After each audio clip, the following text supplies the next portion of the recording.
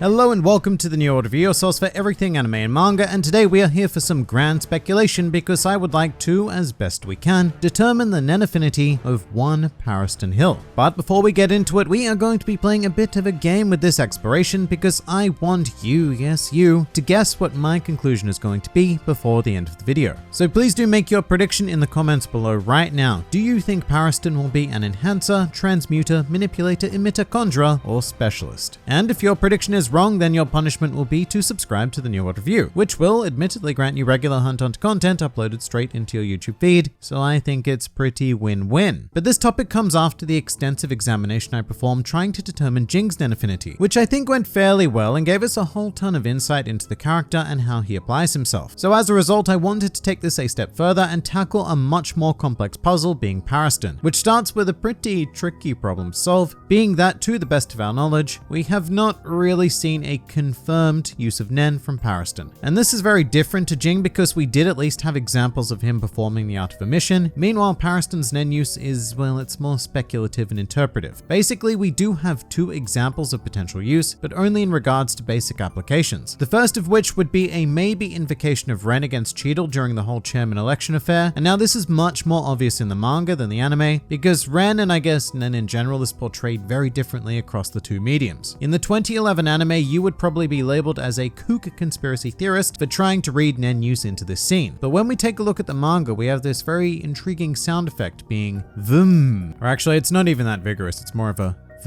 which is short and heavily understated, but this is in keeping with the depictions of Ren in the series. For example, take this panel of Hisoka using Ren during the Heaven's Arena arc, with the sound effect being And no, it's not exactly the same, but something very cool about the Hunt x Hunt manga is that different characters produce a different first syllable when using Ren, at least in the English translation anyway. But while it is not 100% confirmed, as in literally stated by a character or the author, this is a fairly clear example of Paristan using Ren in a playful and semi-threatening manner, as is his style. Continuing on the Ren train though, shortly after in the series, Jing confronts Paristan with an overtly clear use of Ren. And as you can see in Jing's case, the sound effect is like an but in the bigger panel, it looks like it starts with a U again, much like the Hisoka example. In any case, the framing of aura is surrounding Jing, and that makes it clear that he is the one producing the Ren, which means that Paristan is almost certainly using Ten to defend against it, which is reinforced by his comparatively more peaceful and solid background during the close-up, whilst Jing's is violent and chaotic. And this quiet background of Paristan will become relevant later. But I did just want to point this out because the overwhelmingly common belief amongst the fanbase is that Paristan has never demonstrated Nen use, which just is not true. He has not performed any Hatsu, aka Nen abilities, but he has been shown to be quite powerful and mastered control of two of the basic principles, which is to be expected of a man in his position. But where do we go from here? Without abilities to examine, you'd think we might be lost, but we have two Nen tests that do not require the use of specific abilities to determine an affinity. One of which is Professor Hisoka's personality test, which he himself has admitted is relatively unreliable, but he subscribes to it regardless, and for the most part it does seem to work out quite well. And the other would be the more recent advent of Furikov's Nen criteria, which is oddly specific but also incredibly vague somehow at the same time, and it doesn't have a way of analyzing specialists, but it is very insightful nonetheless. But we're going to start with Hisoka's exploration and his definition of an enhancer, which are basically described as mentally simplistic and incredibly straightforward, which, if we were to take this to heart, pretty much immediately disqualifies Paristan from this affinity. Paristan is the complete antithesis of this definition, and in fact this man very much prides himself on being unpredictable. Straightforward is not even a word that exists in the lexicon of Paristan Hill. Such a life would be beyond boring and unlikely to be worth living to him. And so the only part of Hisoka's examination that does sort of fit Paristan is that he defines enhancers as profoundly selfish and possessing a laser-like focus on their goals. And even then, Paristan doesn't necessarily evoke that. Selfish, yeah, sure, but so is almost every other character in the series. And I wouldn't necessarily call him laser-like focused either, because Paristan is more than willing to start up any number of side quests just for the purposes of having some fun and screwing around. Not everything that Paristan does is some sort of three-dimensional chess play, and he will often implement actions simply for the lols. He is a troll, a supremely dangerous troll, and under this definition, there is no world where Paristan Hill would be an enhancer. So next, let's jump into manipulation, which at face value seems like a very friendly affinity for Paristan. Paristan. Hisoka starts by claiming that manipulators are argumentative and logical, which will give at least one of those characteristics to Paristan. I mean, calling him logical is, well, it's debatable, because once again, sometimes his actions will not go towards serving a greater purpose, although when he does apply himself, Paristan's shrouded logic is equaled only by that of the genius Jing himself. What really kind of turns me off manipulation though, is that they were also defined as tending to want to keep their family safe as well as loved ones, which works well for standard manipulators in the series a la Illumi or Kalito Zoldyck, but for Paristan, like the Paristan Hill, I mean, it's almost worth completely disregarding manipulation as a result of this. Paristan has no close friends or family, to our knowledge at least, but what's more, Paristan doesn't actually seem to view anyone with that kind of special relationship, be they friend or foe. Everyone pretty much holds the exact same status in the mind of Paristan, with the new exception of Jing, who Paristan has admitted that he is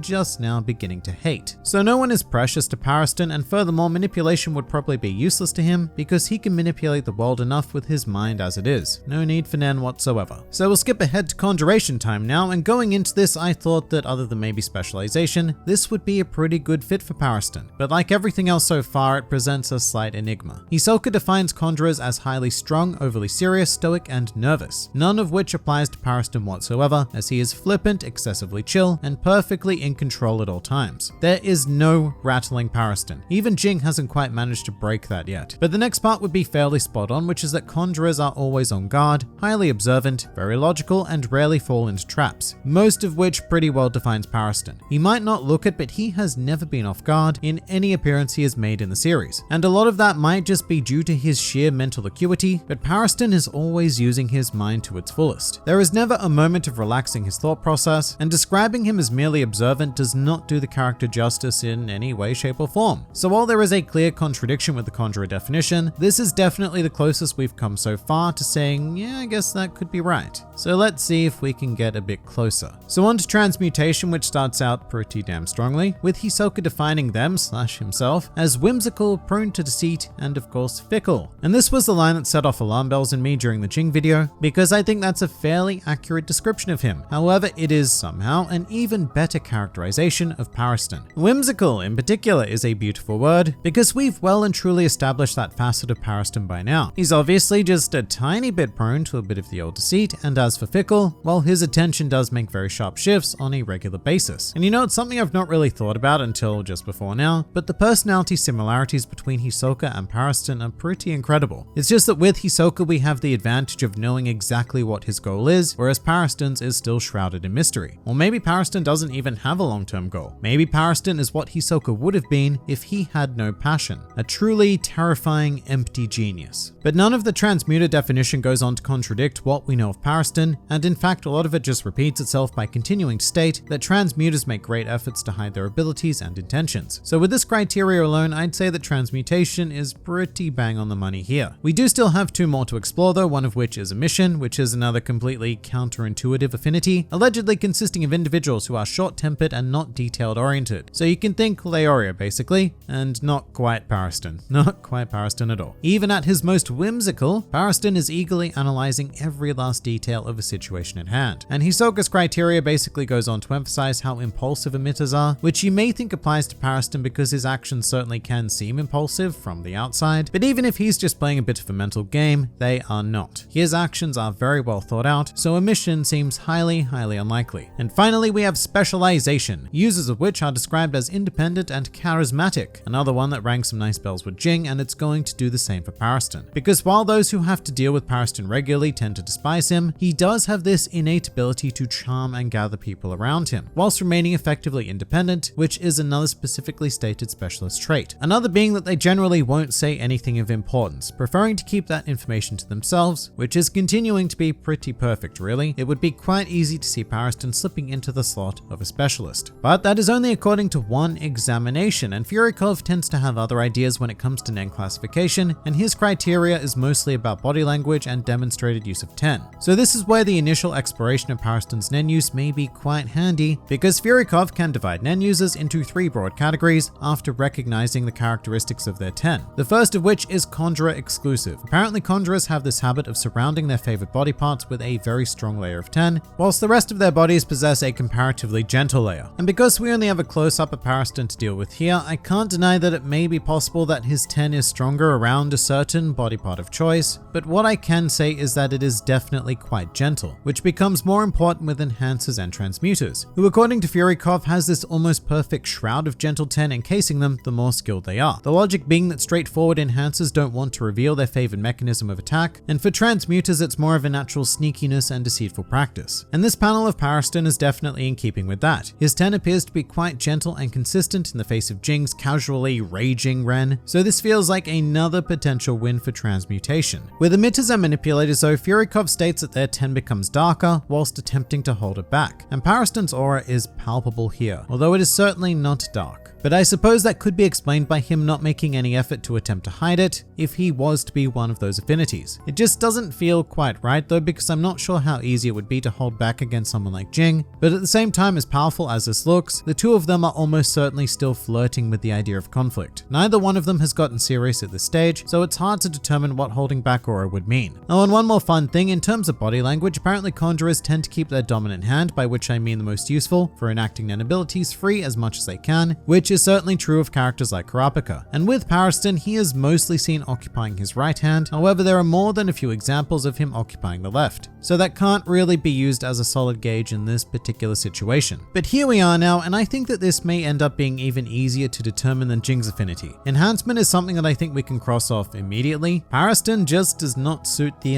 simplistic mindset of a natural enhancer, and even though characters like Netero also break that trend somewhat, it's just not a realistic affinity to play stock into at this stage. Emission is also being unceremoniously dismissed because it fails Hisoka's test in every conceivable way, and to pass Furikov's examination requires far too much deep speculation on that singular instance of 10 that we have been privy to. Similarly, manipulation is going bye-bye, mostly because of the whole caring about family and friends aspect, but I also mentioned this in the examination, but it would just be such a redundant affinity for Pariston to possess. Manipulation is a super strong power for those who are not naturally charismatic and have need to control others, whereas Pariston is perfectly capable of manipulation without Nen, and yes, that is kind of a lot of personal speculation happening here, but there are undeniably stronger categories at play. With Conjuration, Pariston is a bit of a 50-50. This art form does tend to lend itself towards the deeper thinkers of Hunter x Hunter, and it cannot be contradicted by the Furikov criteria, but there is a distinct conflict in Hisoka's test about conjurers being stoic, nervous, highly strung, etc., all that business, and while I could certainly see Pariston being a conjurer, it's much more of a risk than we need to take, so Conjuration is out. So we are left with 2, Specialization and Transmutation, both of which perfectly suit Pariston, although I really wish Furikov had a way to detect Specialists so that we could dive a bit deeper there, but according to Hisoka, Pariston perfectly embodies the characteristics of both of these affinities. And on a strictly evidence-based examination, I would have to choose Transmutation, but there is something so captivating about Pariston, a certain quality that only Grand Specialists in the series have displayed. Think Krollo, Meruem, Saradnik, these figures all have a certain oomph about them, which I think is very evident within Pariston, and my personal belief is that he would be a specialist. However, due to the evidence at hand, I have to land on Transmuter. It could definitely be either, and I would most certainly say that it is one of these two over all of the others, but on this occasion, Transmutation is going to win the day. So if you did not choose that affinity at the beginning of this video, then I'm afraid you need to take your punishment and subscribe to the New World Review. Although with all of this said, I very much look forward to eventually expanding a bit more on the abilities of Pariston Hill. But what do you guys think? Please do leave your thoughts in the comments below, or even join my Discord server. And if you're keen for some more Hunt Hunter content, then please do feel free to check out my other videos, and even subscribe to the channel for regular Hunt Hunter glory delivered straight into your YouTube feed. But for now, this has been the New World Review, and I'll see you next time.